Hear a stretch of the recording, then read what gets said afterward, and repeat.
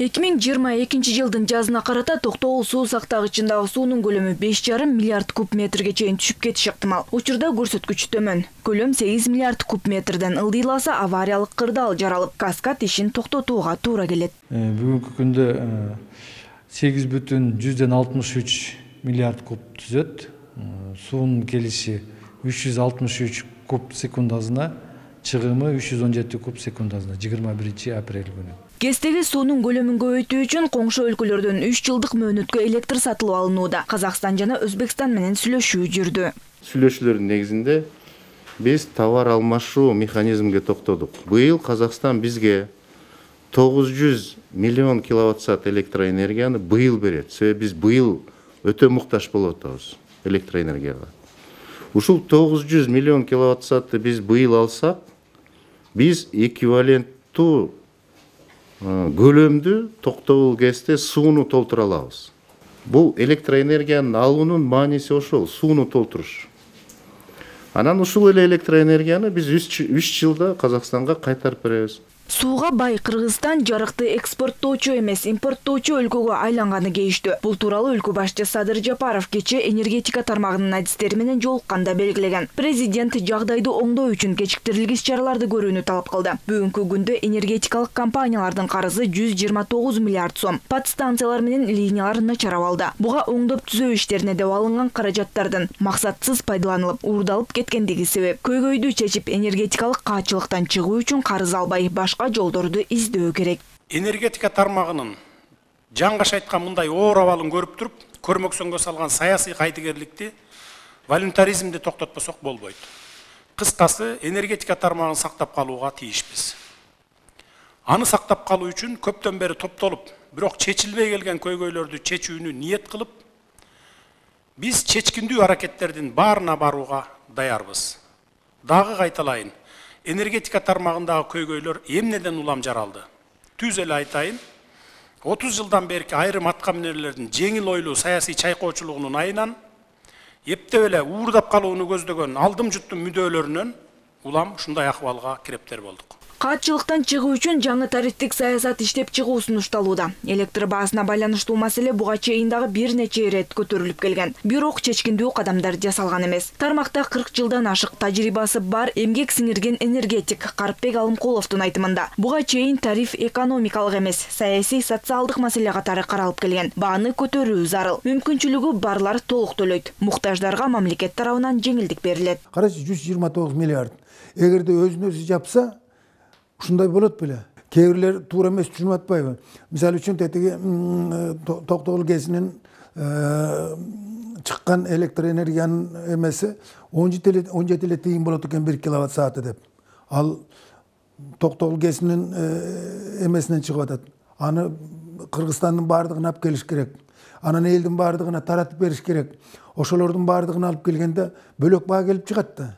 Эгерде энергетиканын экономикасын жакшыртабыз десек, анда мындай аргасыз чараларга баруу керек деген пикирге КМШнын эмгек сиңирген энергетиги Эргеш Төрөбаев дагы кошулат. Баанын жогорулашы керектөөчүлөрдүн электрди үнөмдөөсүн шарттайт, бирок аймактардын өзгөчөлүгү эске алынышы керек деп эсептейт. Тарифти көбөйтүш керек. Бишкек шаарына, Ош шаарына жана областын центриндеги потребительдерге. Себеби основном негизги электроэнергияны кабыл алып аткан, колдонуп аткан бул ушул чоң шаарлар болуп эсептелет. Мындай арзан баада керек болсо да, керек болбосо да күйгүзүп отура берет да.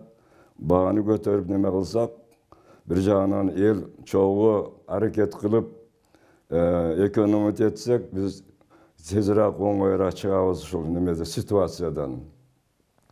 Ошондуктан бул немени мероприятияны биздин элибиз туура түшүнүш керек. Адистер белгилегендей, учурда тарифтик саясаттын кемчилиги ар бир жаранга социалдык жеңилдиктер колдонулат. Андай эмес, калыс адилеттүү болуусу зарыл. Ар ким өз мүмкүнчүлүгүнө жараша электр энергиясын алышы керек. Тарифти кайра карап чыгуу боюнча төмөндөгүдөй сунуштар берилүүдө. Бул 2022 жылдын чыгымдарынын негизинде эсептелген. Аз камсыз болгон үй бүлөлөр үчүн төлөмдү 74 тыйынга чейин төмөндөтүү. Турмушу начар болгон үй бүлөлөр үчүн чекти алып салуу. Жашоо шарты оор, алыскы жана тоолуу аймактардын жашоочуларына электр энергиясын 1 сом 4 тыйындан сатуу. Жашоо шарты жакшы үй-бүлөлөргө чектөөлөрдү алып салуу менен 1 сом 48 тыйындан сатуу. Суунун тартыштыгына байланыштуу колунда бар үй-бүлөлөргө кышында электр энергиясын пайдалануу 1000 киловатт-сааттан ашса 2 сом 29 тыйындан болуусу сунушталууда. Бул бүгүнкү күндөгү электр энергиясынын өздүк наркы. Ыкчам түрдө барлыгын кыдырып көрүп, эгерде кандайдыр бир себептер менен чынында мындай кыйналган, аз болгон үй-бүлөлөрдүн саны мындан көбүрөөк болсо, ошолорду тактап туруп социалдык коргоо министрлиги менен бирге аларды дагы ушул тизмеге коштургула деген. Өлкөдө өндүрүлгөн электр энергиясынын баасы КМШ мамлекеттерине салыштырмалуу бир топ эле арзан. Анын себеби электр жарыгынын 90% гидроэлектр станцияларынан иштелип чыгат. Ачык булактардан алынган КМШ өлкөлөрүндөгү калк үчүн электр энергиясына болгон тарифтер менен салыштырып көрөлү. КМШ өлкөлөрүндө электр энергиясына болгон тариф. Арменияда 1 киловатт-саат электр энергиясына болгон тариф 5 сом 74 тыйындан 7 сом 38 тыйынга чейин эсептелинет. Азербайжанда 1 киловатт-саат 3 сом 27 тыйындан 5 сом 13 тыйынга чейин. Грузияда болсо 1 киловатт-саат электр энергиясына болгон баа 3 сом 65 тыйындан 6 сом 56 тыйынга чейин. Беларуста 1 киловатт-саатка баа 3 сом 65 тыйындан 6 сом 39 тыйындын тегерегинде. Коңшу Казакстанда болсо 1 киловатт-саат 2 сом 82 тыйындан 4 сом 83 тыйындын айланасында. Россияда 1 киловатт-саат 5 сом 54 тыйындын тегерегинде. Ал эми Кыргызстанда 1 киловатт-саат электр энергиясына болгон тариф 700 киловатт-саатка чейин 70 тыйындан, ал эми андан ашыкча болсо 2 сом 15 тыйындан эсептелинет.